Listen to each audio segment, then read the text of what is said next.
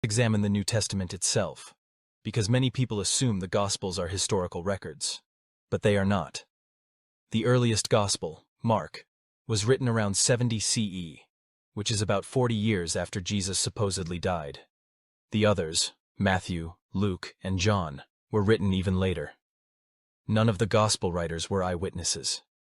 They were anonymous authors writing in Greek, far away from the places they describe, long after the events supposedly took place.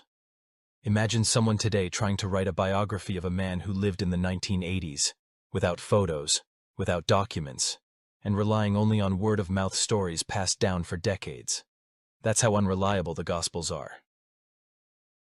And when we compare the Gospels to each other, the contradictions are glaring. In Mark, Jesus is silent on the cross. In John, he delivers long speeches. In Matthew, he is born during King Herod's reign, while in Luke, he is born during the census of Quirinius, which took place 10 years later. These contradictions show us that the authors were not recording history, but creating theology. They were shaping a religious story, not writing biographies. Even the crucifixion itself is suspect. The Romans were brutal but extremely bureaucratic. Crucifixion was a political punishment meant to humiliate rebels.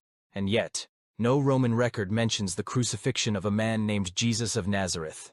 Pontius Pilate, who supposedly sentenced him, was a real figure, but there is no record of him executing a miracle-working Jewish Messiah.